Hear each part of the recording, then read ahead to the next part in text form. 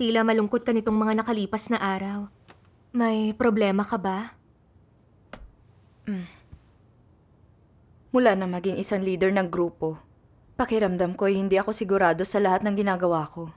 Mula nung mahalala ko bilang leader, iniisip kong dapat ganoon ang dating ko. Na kayang umunawa at lumutas ng anumang problema sa grupo. Nag-aalala akong baka mali ang masabi ko tuwing kailangan kong magsabi ng opinyon ko. At nagkukunwaring alam ko ang nangyayari kapag nalilito sa isang bagay. Natatakot akong sabihin ng mga tao na di ko kayang gawain at paglutas ng mga problema. Kaya ngayon, padami na ng padami ang problemang dumarating. At hindi mabuti ang kalagayan ko. Hindi ko alam ang gagawin. Alam mo, nasa eksaktong sitwasyon din ako kamakailan lang. Nahalala ko bilang leader ng grupong pagdidilig sa simula ng taong ito na responsable sa gawain ng pagdidilig ng ilang pangkat. Nang panahong yun, naisip ko na ang mahalal sa posisyong yun ay nangangahulugan na meron akong kakayahan at kapasidad bilang leader nila. Na nauuna ako sa iba sa aking pag-unawa sa katotohanan at pagpasok sa buhay. Pakiramdam ko kailangan kong armasan ang sarili ko ng katotohanan at isa puso ang paggawa sa tungkulin para makita ng lahat na kaya kong gawin ang tungkuling yun. Noong una, hindi ako pamilyar sa mga gawain ko.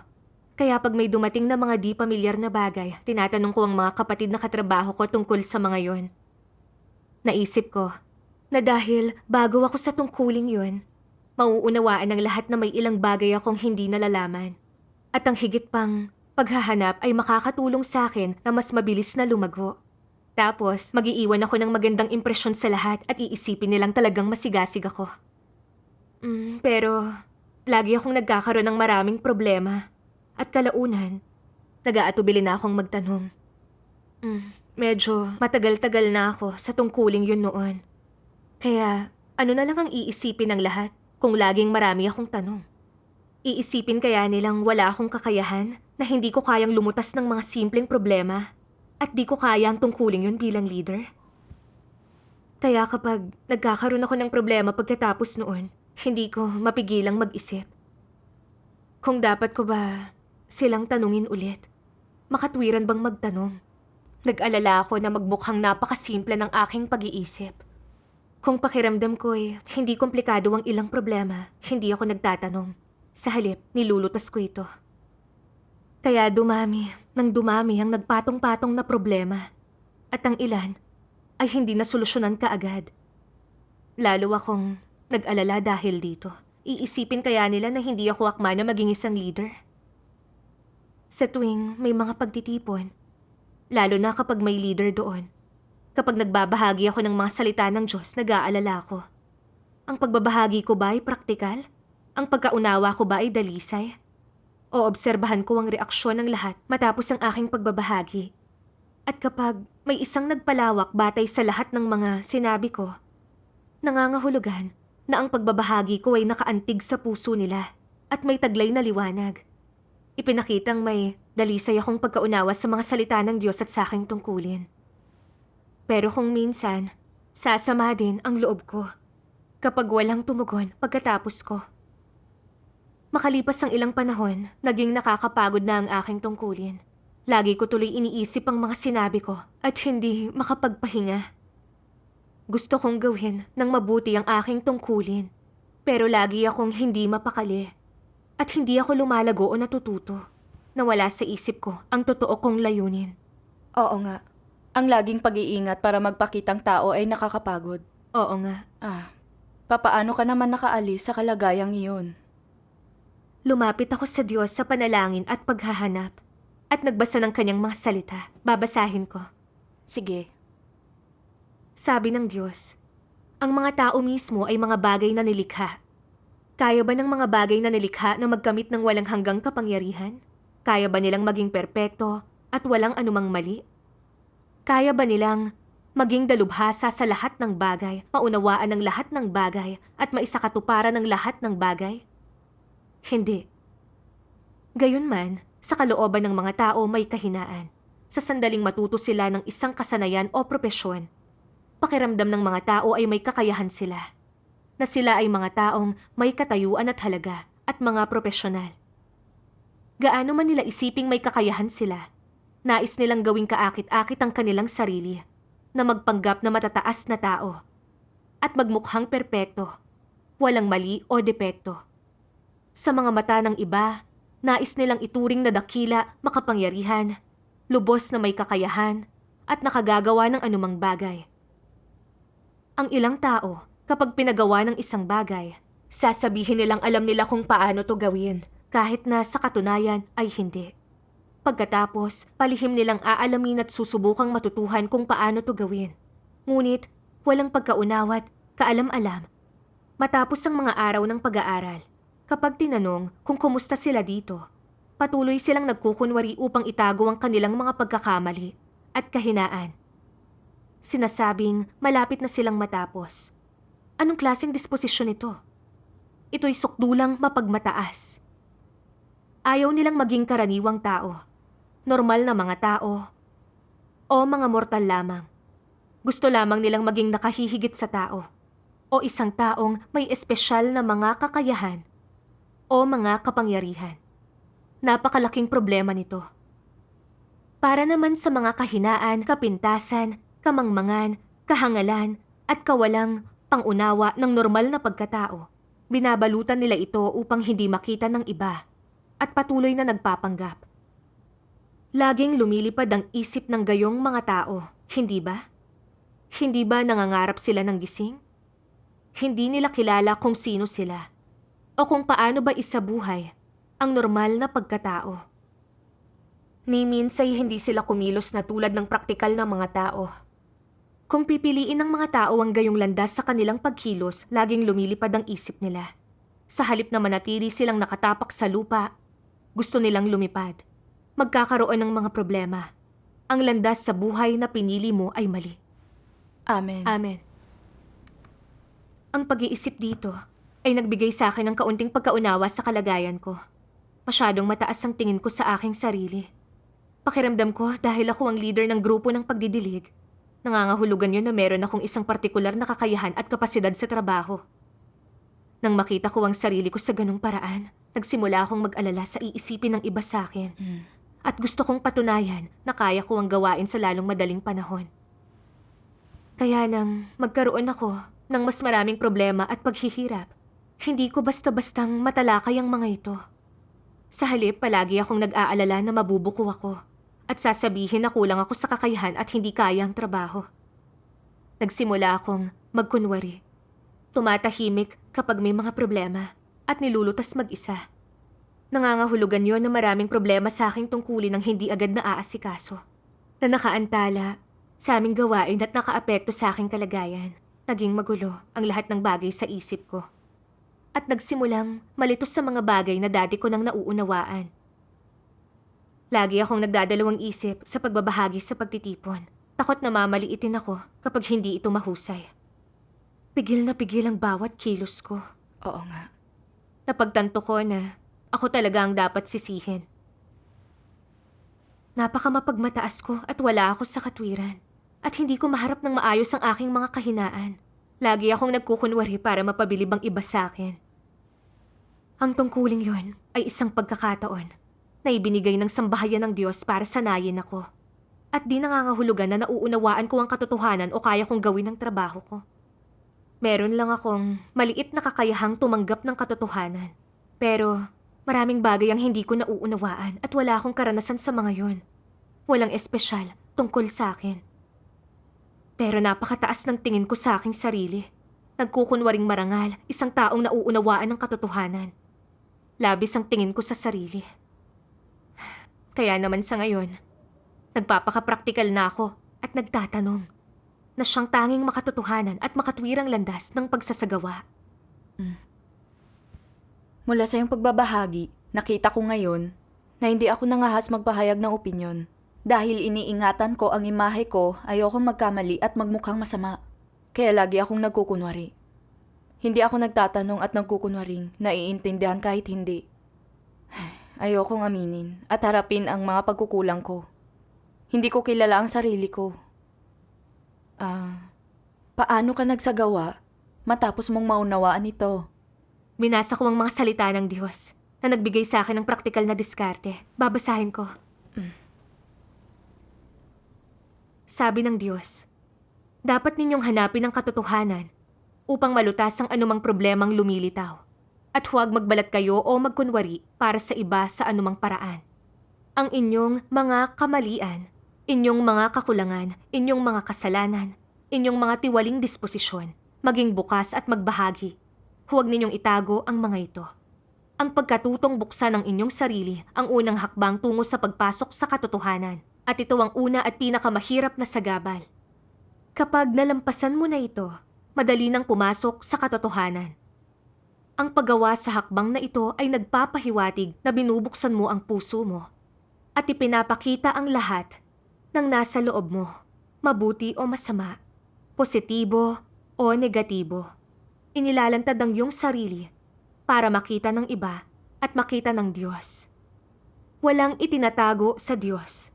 Walang pinagtatakpan, walang ikinukubling anuman, walang panlilinlang at panluloko. Bukas at tapat din maging sa ibang mga tao. Sa ganito, nabubuhay ka sa liwanag. Susuriin ka ng Diyos at makikita ng iba na kumikilos ka ng may prinsipyo at kaunting kalinawan. Hindi mo kailangang pagtakpa ng anumang bagay, gumawa ng anumang mga modifikasyon o manlansi para sa iyong reputasyon, paggalang sa sarili at katayuan, at sa anumang pagkakamaling nagawa mo. Di kailangan ng gayong walang kabuluhang gawain. Pag di mo yon ginawa, mabubuhay kang walang hirap, walang pagod at ganap na nasa liwanag. Gayong mga tao lamang ang makatatamo ng papuri ng Diyos. Amen. Amen.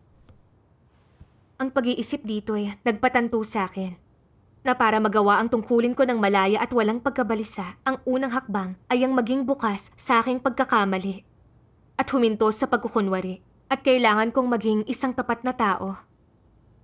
Nakita kong isa akong tiwaling tao na hindi naunawaan ng katotohanan. Kaya syempre, marami akong hindi maunawaan. Sadyang pangkaraniwan yon. Hindi kailangang magkunwari at pagtakpa ng anuman para sa reputasyon ko. Ang tanging paraan para maging kampante sa tungkulin ko ay ang bitawan ng kayabangan ko. Buksan ang sarili at maghanap kapag may tanong ako. Sumaya ang puso ko dahil dito. At nagsimula akong magtuon sa pagsasagawa niyon. Kapag hindi ako sigurado sa isang bagay, maagap akong nagtatanong tungkol dito. At kapag nagbabahagi ng aking opinyon, sinasabi ko kung ano ang iniisip ko. At ibinabahagi lamang kung anong nalalaman ko.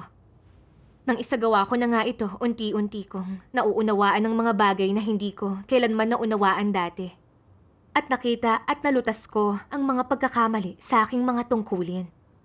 Nagkaroon ako ng matinding pagkaunawa sa mga problema ko.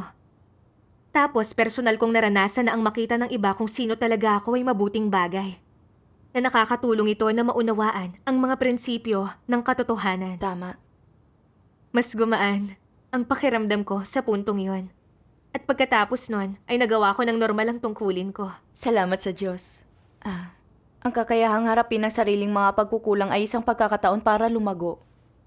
At sa pagtutulungan sa ating tungkulin, natututo tayo mula sa isa't isa.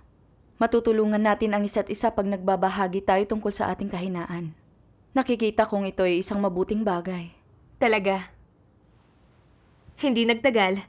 Ang mga grupong responsibilidad ko ay talagang naging maayos sa buhay iglesia. At gusto ng mga kapatid na makipagbahagian sa akin tungkol sa problema nila. Pero di ko na malayang nagsimula na naman akong magtuon sa iisipin ng mga tao sa akin. Isang beses sa pulong ng mga kapwa manggagawa, isang leader ang nagbanggit ng ilang problema sa isang iglesia at tinanong ang aming saloobin. Ang naiisip ko, napakaraming kapatid ang narito. At kung makapagbibigay ako ng ilang kakaibang kabatiran, maipapakita nito kung gaano ako kahusay. Matagal akong nag-isip pero hindi ko ito maintindihan. Noon din, tinanong ng leader ang saloobin ko. Matagal akong nautal-utal tapos ay nagbigay lang ng mga malabong mungkahi. Hindi nagtagal, 2 kapatid na babae ang nagbahagi ng kanilang iniisip. At ang mga mungkahi nila ay kabaliktaran ng sakin. Ang sinabi nila ay talagang makatwiran at sumang-ayon ang leader sa kanila. Agad akong Naasiwa, iniisip na di lang ako. Nabigong pagandahin ang reputasyon ko kundi naging mukhang masama pa. Ano ang iisipin ng leader sa akin? Iisipin kaya niya na wala akong kabatiran sa napakasimpleng bagay na hindi ako lumago? Sa mga sumunod na araw, may mga isyong lumitaw sa mga grupong hawak ko.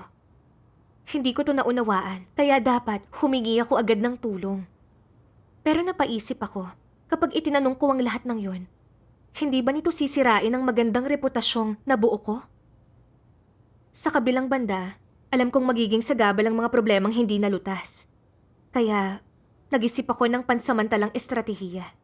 Hahati-hatiin ko ang mga tanong ko at magtatanong sa iba't ibang tao para masolusyonan ang mga problema, pero hindi magmumukhang napakarami kong tanong at wala akong alam. Habang ikinukubli ang sarili ko sa ganitong paraan, lalong lumala ang aking kalagayan. Lalong naging malabo ang pag-iisip ko at nahirapan sa maraming bagay. Tapos, nagnilay ako. At nakitang dahil wala na akong kabatiran sa mga bagay na dati kong alam, malamang problema ito sa aking kalagayan. Kaya, lumapit ako sa Diyos at nanalangin. O Diyos, malinaw na may mga problema ako pero hindi ako nangangahas na maging tapat sa aking mga pagkakamali. Gusto ko laging magmalaki. Bakit ba napakahirap magtanong kapag hindi ko naiintindihan? Tikom lang ang mga labi ko at nakakapagod ang paggawa ng tungkulin sa ganitong paraan. Ang pakiusap ko, gabayan mo akong malaman ang aking katiwalian at magbago. Pagkatapos nun, may nabasa akong 2 sipin ng mga salita ng Diyos na perpektong inilantad ang kalagayan ko. Panoorin natin ang video ng mga ito. Sige.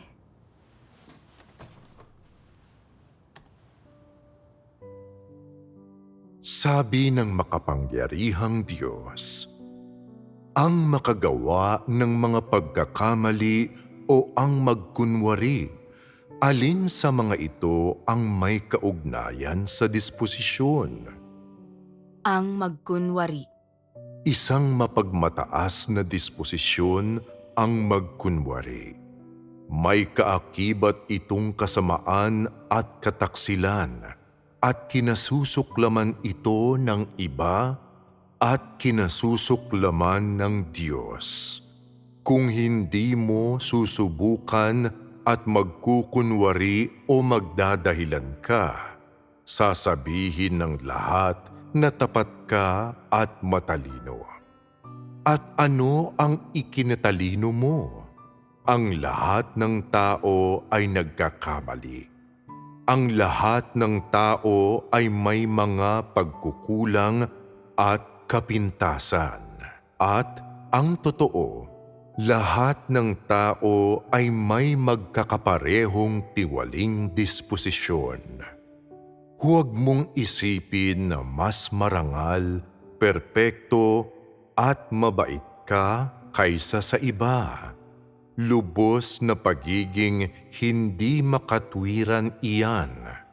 Sa sandaling malinaw na sa iyo ang mga tiwaling disposisyon ng mga tao at ang diwa at totoong hitsura ng katiwalian ng tao, hindi ka na magugulat sa sarili mong mga pagkakamali ni hindi mo itutuwid ang iba kapag nagkakamali sila, kundi haharapin mo ng tama ang dalawang ito.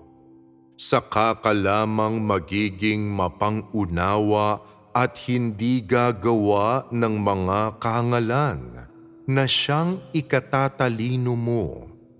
Ang mga hindi matatalino ay laging nakatuon sa maliliit na pagkakamaling nagawa nila habang palihim na kumikilos sa likod ng mga eksena. Kasuklam-suklam itong makita. Sa katunayan, halatang-halata kaagad ng ibang mga tao ang ginagawa mo, subalit lantaran ka pa ring nagpapanggap. Sa iba, nagmumukha kang katatawanan. Hindi ba't kahangalan ito? Talagang kahangalan ito. walang anumang karunungan ang mga hangal na tao. Kahit gaano pa karaming sermon ang marinig nila, hindi pa rin nila maunawaan ang katotohanan o makita ang anumang bagay sa kung ano talaga ito. Lagi silang nagmamagaling. Iniisip na naiiba sila sa lahat. Iniisip na mas karapat-dapat sila na isang kahangalan. Walang espiritual na pagkaunawa ang mga hangal na tao, hindi ba? Ang mga bagay kung saan hangal at mangmangka ay ang mga bagay kung saan wala kang espiritual na pagkaunawa at hindi mo nauunawaan ang katotohanan. Ganito talaga ito.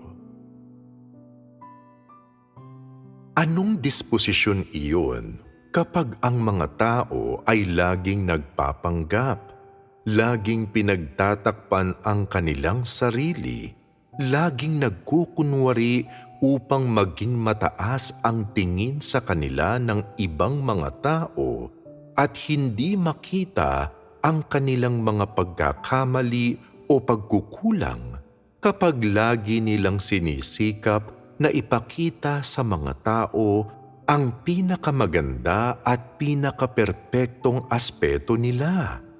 Ito ay kayabangan, pagkukunwari, pagpapaimbabaw. Ito ang disposisyon ni Satanas. Ito ay isang masamang bagay. Tingnan natin ang mga miyembro ng satanikong rehimen. Gaano man sila maglaban-laban, mag-away-away o magpatayan ng lihim, walang sinumang pinapayagang magsumbong o magsiwalat nito. Bukod pa riyan, ginagawa nila ang lahat ng makakaya nila para pagtakpan iyon. Sa harap ng iba, ginagawa nila ang lahat ng makakaya nila para pagtakpan ang kanilang sarili. Sinasabi nila kung gaano nila kamahal ang mga tao, kung gaano sila kadakila, kamaluwalhati at kawasto. Ito ang likas na katangian ni Satanas. Ano ang prominenteng katangian ng aspetong ito ng likas na katangian ni Satanas? Panloloko at panlilinlang. At ano ang layunin ng panloloko at panlilinlang na ito? Para dayain ang mga tao, para pigilan silang makita ang diwa at tunay na mga kulay nito, at nang sa gayon ay makamtan ang layunin na mapatatag ang pamumuno nito. Maaaring walang gayong kapangyarihan at katayuan ang mga ordinaryong tao, ngunit nais din nilang magkaroon ng magandang opinyon ang ibang mga tao tungkol sa kanila at magkaroon ng mataas na tingin ang mga tao sa kanila at mabigyan sila ng mataas na katayuan sa kanilang puso. Ganito ang tiwaling disposisyon. Ang mga hindi nakakakilala sa mga bagay na ito ay hindi binabanggit kailanman ang sarili nilang mga pagkakamali, pagkukulang at tiwaling kalagayan. Ni hindi sila nagsasalita kailanman ng tungkol sa pagkilala sa kanilang sarili. Ano ang sinasabi nila? Maraming taon na akong naniniwala sa Diyos. Kapag may ginagawa ako, hindi ninyo alam kung ano ang iniisip ko, kung ano ang isinasaalang-alang ko, kung ano ang malamang na gagawin ko. Ito ba ay isang mapagmataas na disposisyon? Ano ang pangunahing katangian ng mapagmataas na disposisyon? Ano ang layuning nais nilang makamit? Na maging mataas ang tingin sa kanila ng mga tao. Ang layunin ng pagsisikap na maging mataas ang tingin sa kanila ng mga tao ay para magkaroon sila ng katayuan sa isipan ng mga taong ito. Amen. Amen. Sa pagmumuni sa salita ng Diyos, nakita ko na sa pagitan ng pagkukunwari at pagkakamali sa paggawa sa mga bagay, mas malala ang pagkukunwari. Walang taong perpekto, kaya ang pagkakaroon ng mga tanong at pagkakamali sa iyong tungkulin ay lubos na pangkaraniwan. Pero ang nasa likod ng pagkukunwari ay mga disposisyon ng pagiging mayabang, tuso't masama. Ang laging pagtatago ng iyong mga kapintasan, pagpapakita sa mga tao ng mabuti mong katangian para tingalain kanila at hangaan ang mas kinamumuhian ng Diyos.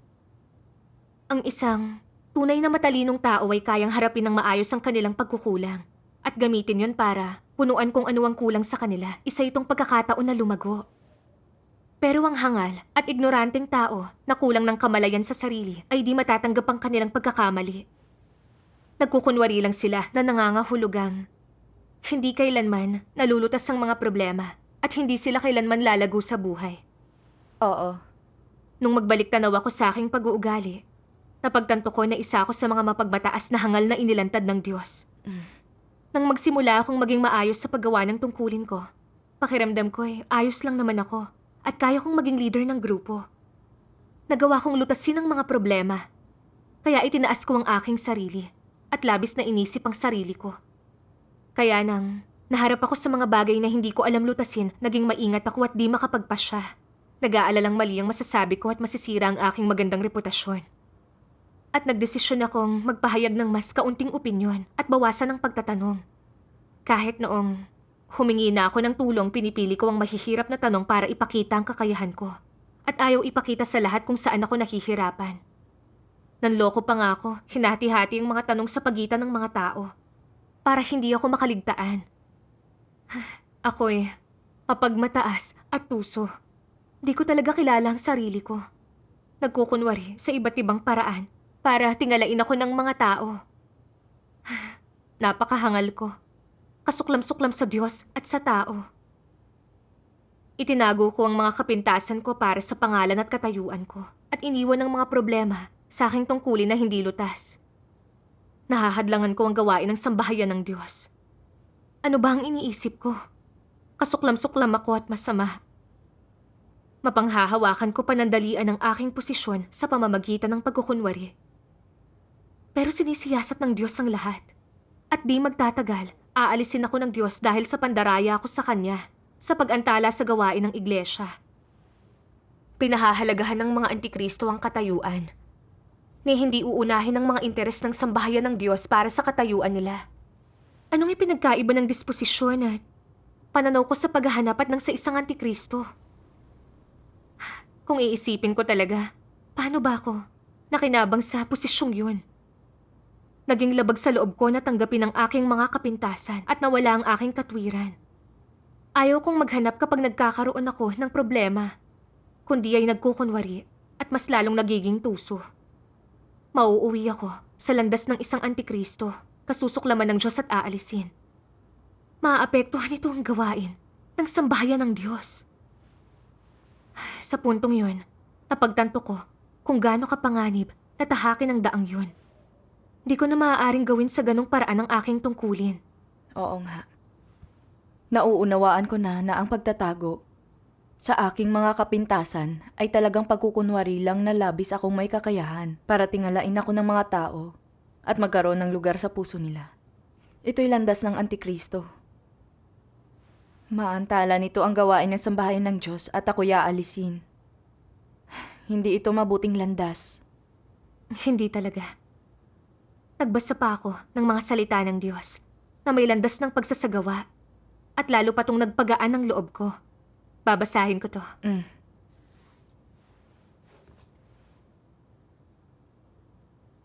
Sinasabi ng Diyos, may ilang tao na itinataas ng ranggo at sinasanay ng iglesia. Isa tong magandang oportunidad. Masasabi na iniangat at biniyayaan sila ng Diyos. Kaya paano nila dapat gampanan ang kanilang tungkulin? Ang unang prinsipyo na dapat nilang sundin ay ang maunawaan ng katotohanan. Pag di nila to nauunawaan, dapat nilang hanapin to. At kung di pa rin nila nauunawaan, maaari silang magtanong at makipagbahagian. Dapat silang matutong magtrabaho ng matiwasay kasama ng iba, magtanong at maghanap pa. Saka lamang nila malulutas ng tama ang mga problema at makabubuti sa mga hinirang ng Diyos at sa gawain ng iglesia dahil nasa yugto ka pa ng pagtataas ng ranggo at pagsasanay. Di mo nauunawaan ang lahat ng bagay, kaya huwag magkunwaring nauunawaan mo. Kahangalang gawin ang mga bagay-bagay sa ganitong paraan. Kung di mo nauunawaan, magtanong o makipagbahagian sa iba. O magtanong sa itaas. Walang dapat ikahiya sa mga ito. Kahit di ka magtanong, alam ng itaas na wala kang halaga. At wala kang kahit na ano. Dapat ay naghahanap at nakikipagbahagian ka. Ito ang katuturan ng normal na pagkatao. At ang prinsipyo para sa mga leader at manggagawa. Walang nakakahiya rito. Kung lagi mong nadarama na bilang isang leader ang hindi pagkaunawa sa prinsipyo at laging pagtatanong sa iba at sa itaas, ay nakakahiya. At kung kaya'y nagkukunwari kang nauunawaan mo, na kaya mong gawin ang gawaing ito na mahusay ka sa gawaing ito at di mo kailangan ng mga payo at pagbabahagi ng iba o ang pagtustos at suporta nila, kung gayo'y delikado ito. Sa malaon at madali ay papalitan ka.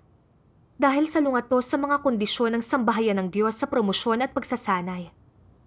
Naniniwala kang may kakayahan ka, subalit dapat mong maisip na sa katotohanan wala kang kakayahan sa anumang bagay. At nasa yugto ka pa lamang ng pagkatuto at pagsasanay. Ito ang pag-iisip na dapat mong taglayin. Paghahanap at pakikipagbahagian, ito ang mga dapat mong isagawa. Amen. Pinag-isipan ko to at nakita na ang sambahayan ng Diyos ay naglilinang ng mga tao para bigyan sila ng tsansa na magsagawa. Hindi to nangangahulugan na nauunawaan nila ang katotohanan at akma para magamit ng Diyos. Sa kanilang pagsasagawa, mahaharap sila sa lahat ng uri ng totoong problema. At kung patuloy silang maghahanap at magbabahagi, unti-unti nilang mauunawaan ang iba't ibang aspeto ng mga prinsipyo. Malulutas nila ang mga problema at gagawin ang tungkulin. Kailangan kong harapin ang aking mga kapintasan at kilalanin ang aking sarili. Maghanap ng mas maraming katotohanan at makipagbahagian sa iba pag may mga bagay-bagay na nangyayari at ibigay ang makakaya ko. Kahit pa dumating ang araw na maging malinaw na wala talaga akong kakayahan at di ko kaya ang gawain. Ang mahalaga ay malinis naman ang konsensya ko. Oo nga. Naging maluwag ang pakiramdam ko matapos ko tong mapag-isipan ng husto. Di ko na kailangang magkunwarit magsuot ng maskara kundi dapat akong maging tapat at harapin ang aking mga kapintasan at pagkukulang. Sa mga pagtatalakayan ng aming grupo pagkatapos nun, sinikap kong tapat na ibahagi ang mga opinyon ko. Medyo nag-alangan ako nung una.